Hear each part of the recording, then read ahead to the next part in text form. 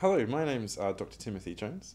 I'm the co-director of the Centre for Gender Studies in Wales here at the University of Glamorgan, and I teach in the History Department, gender history and the history of fundamentalism.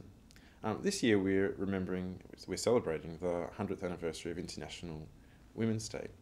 The first International Women's Day was held in 1911, and it was organised by socialist groups in Russia and in the United States of America, and was rapidly celebrated all over Europe.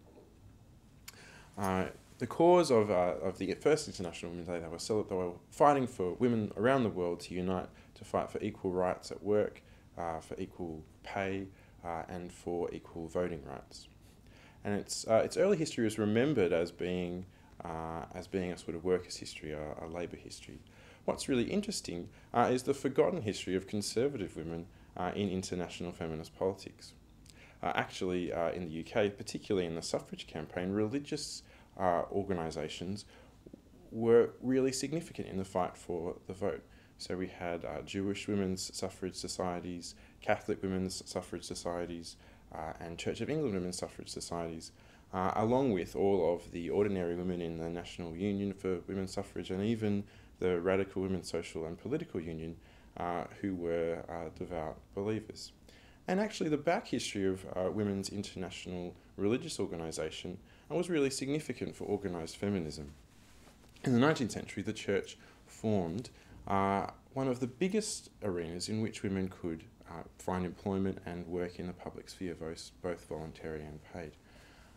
So we saw women getting involved in various types of philanthropic activities through the church and paid church work both in the UK and abroad.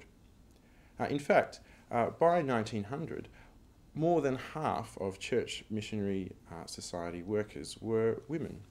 And women brought their experience, both their organisational experience from these church groups and their international experience working with women around the world to feminist campaigns in the early 20th century, particularly the suffrage campaign. And we see in lots of the speeches that these women made how influential this international experience was.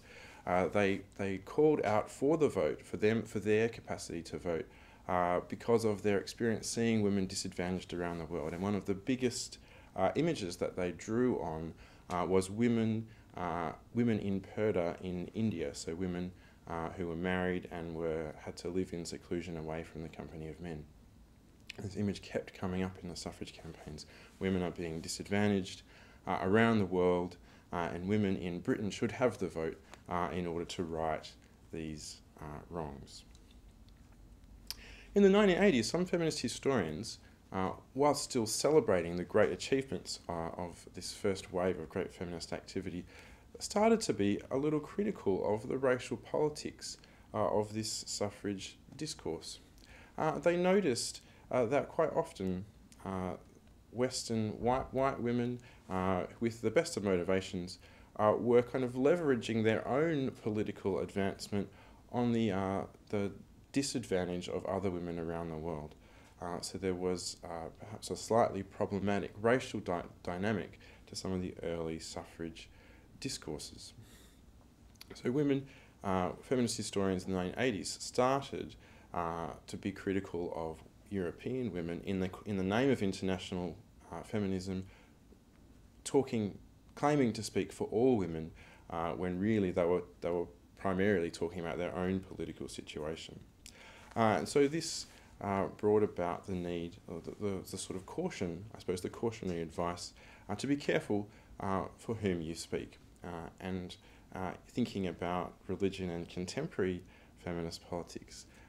This is still relevant. So if we look at some of the most prominent feminist campaigns or prominent feminist politics in the news today, we can obviously think of Women and the Veil, and calls, in France and in Switzerland and sometimes in the UK as well to ban the veil. But mostly it's Europeans making those claims on behalf of other women, and we should be reminded rather than to speak for other women, to provide opportunities for women to speak for themselves. which is incidentally one of the main campaigns that the UN is linking to International Women's Day this year, which is the theme of education, so providing educational opportunities for women around the world. Thank you.